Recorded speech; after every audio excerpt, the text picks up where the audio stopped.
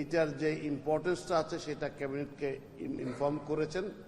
Cabinet minister জনাব বিদ্যুৎ জ্বালানি ও খনিজ সম্পদ মন্ত্রণালয়ের দায়িত্বপ্রাপ্ত মন্ত্রী যারা ওইটাতে যোগদান করেছিলেন তারা।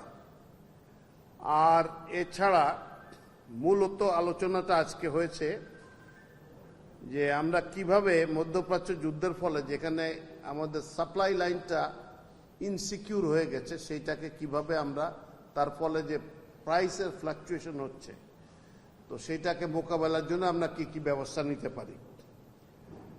তো এর মধ্যে বেশ কিছু সিদ্ধান্ত হয়েছে। তার মধ্যে একটা আছে যে বাণিজ্যিক অফিসগুলো আমরা কমিয়ে নিয়ে আসতেছি 1 ঘন্টা করে, 9টার থেকে 4টা পর্যন্ত অফিস চলবে, সকল অফিস। এটা সরকারি বেসরকারি সকল অফিস 9টার থেকে 4টা চলবে। আর ব্যাংকিংগুলো চলবে আওয়ার্স 9টার থেকে 3টা পর্যন্ত, 4টায় ব্যাংক বন্ধ হয়ে যাবে। শিক্ষার বিষয়ে শিক্ষা মন্ত্রণালয়ে যে বিভিন্ন জায়গায় যে চাহিদা আছে বিভিন্ন পর্যায়ে সেটা বিবেচনা করে নিয়ে রোববার থেকেই কিছু আলাদা নির্দেশনা দেওয়া শুরু করবেন ইনশাআল্লাহ।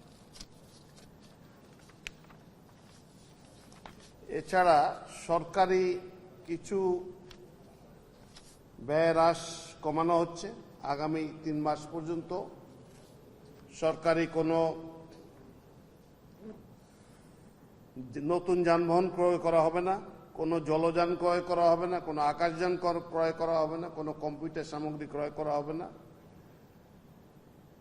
এছাড়া অভ্যন্তরীণ প্রশিক্ষণ যেগুলো আছে সেগুলো 50% বন্ধ করা হয়েছে, যে 50% কমিয়ে নিয়ে আসা হয়েছে।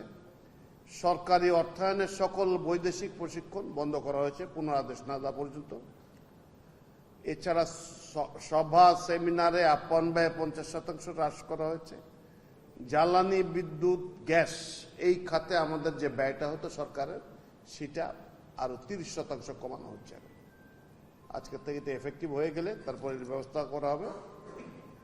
এছাড়া ভ্রমণ ব্যয় যেগুলো প্রয়োজন নেই সেগুলো কমাতে বলা হয়েছে, এখানে আমরা 30% হ্রাস করে দিচ্ছি। তো এই সমস্ত সিদ্ধান্তগুলো নেওয়া হয়েছে।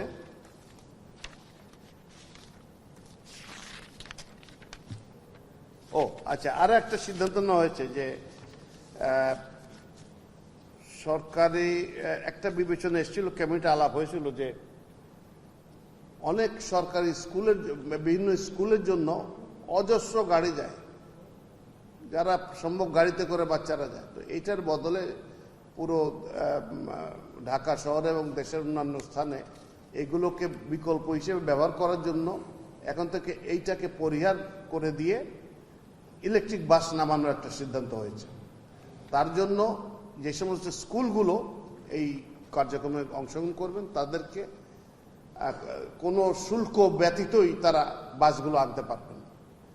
একই সুবিধা দেওয়ার জন্য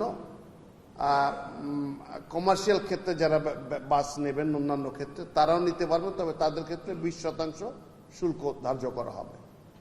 এই একটা সিদ্ধান্ত হয়েছে। হ্যাঁ, তবে একটা শর্ত যে পুরনো বাস আনা যাবে না, নতুন বাস ব্র্যান্ড নিউ বাস আনতে হবে। এই জিনিসগুলো আছে। আর এছাড়া বেশ কিছু আরো কিছু কিভাবে আমরা এই জায়গাতে আরো সরকারের কর্মকাণ্ড এবং আপনার ইকোনমি তো অনেক জটিল, সেগুলোর ভিতরে আর কি জিনিস করা যায় সেগুলোর জন্য সরকারের প্রচেষ্টা আরো অব্যাহত থাকবে, সে ব্যবস্থা করা হচ্ছে।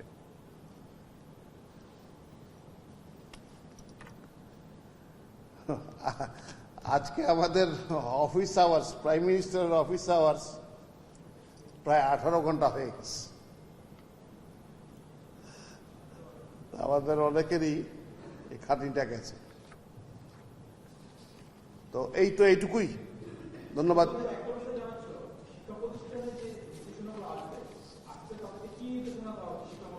না, এটা তো এই সময়টার ভিতর তারা করবেন। রোববার থেকে কিছু কিছু ক্ষেত্রে আলোচনার দরকার আছে, কারণ ওগুলো তো সব ক্লাসের সব রকমের ব্যবস্থা হবে না।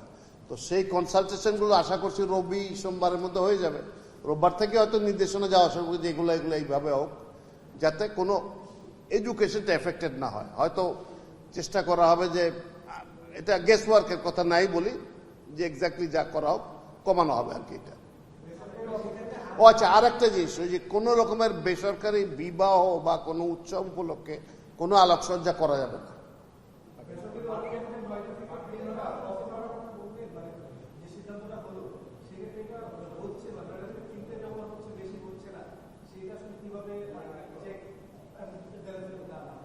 এগুলো যারা ওই বেসরকারিতে চাকরি করে তারাই খবর দিয়ে দিবে যে আমাদের এখানে পালন হচ্ছে না।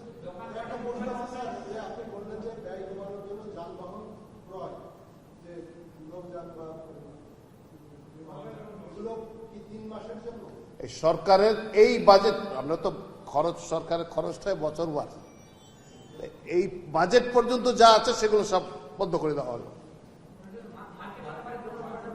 কোনটা? দোকানপাট যে বললাম 6টার সময় বন্ধ হয়ে যাবে সব। জি, 6টার থেকে। হ্যাঁ, শপিং মল, সব দোকানপাট বলতে শপিং মলও তার মধ্যে পড়ে। জি, সকল ধরনের মার্কেট 6টার পরে কোনো মার্কেট চলবে না। খাবার দোকান, ওষুধের দোকান, এইরকম জরুরি যেটা অর্থবার্ষিক সবার সবসময় যা থাকে সেগুলা খোলা থাকবে আগামীকাল।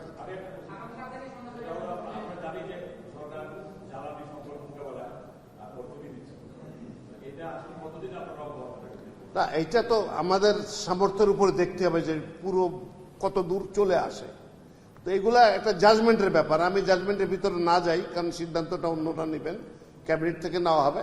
জাজমেন্টের ভিতরে না যাই, তবে গভর্নমেন্ট চেষ্টা করছে যে যতটুকু এটাকে সাধারণ মানুষের জন্য সাশ্রয়ী করা যায়।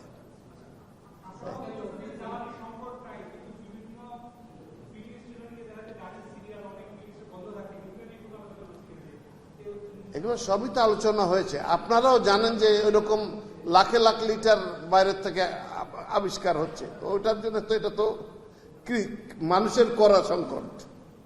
আমাদের সাপ্লাই লাইনটা আমরা সচল রাখার চেষ্টা করছি।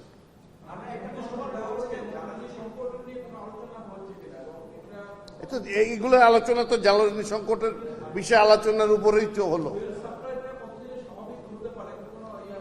দেখেন, যুদ্ধটা না থামলে মেজরিটি তেল, আমাদের 80% তেলই আসে মধ্যপ্রাচ্য থেকে, অন্যান্য জায়গা থেকেও আসে। এখন সেসব জায়গা থেকে আসা শুরু করবে যেগুলো।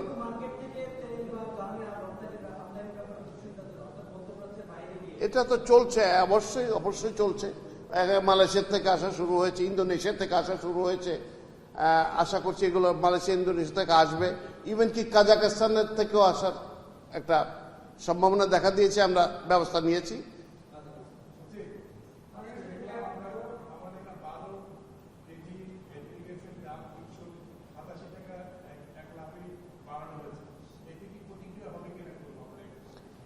এগুলো স্পেসিফিক আর কোনো প্রশ্নের উত্তর আমি দিব না, এগুলো আমার পক্ষে আমার বলা সম্ভব না। আমি ব্রিফিং করছিলাম এটার উপর, এইটুকুই।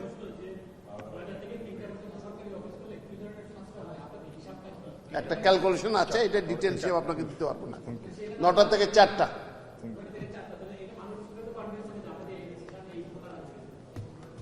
এটা মানুষ কনভিন্স হবে কিভাবে?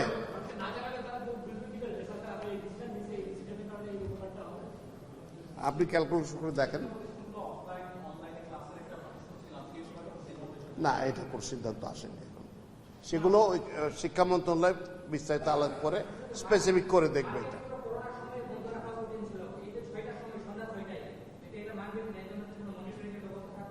নিশ্চয়ই মনিটরিং এর ব্যবস্থা থাকবে, নিশ্চয়ই ব্যবস্থা থাকবে। এর জন্য বাণিজ্য মন্ত্রণালয় যে সিস্টেম আছে সেটা কাজ করবে।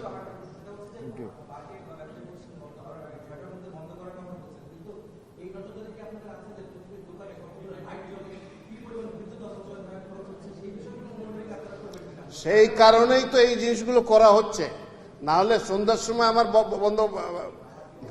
বন্ধ করার কোনো দরকার আছে, যাতে লোডটা কমে। জি, থ্যাংক ইউ ভেরি মাচ।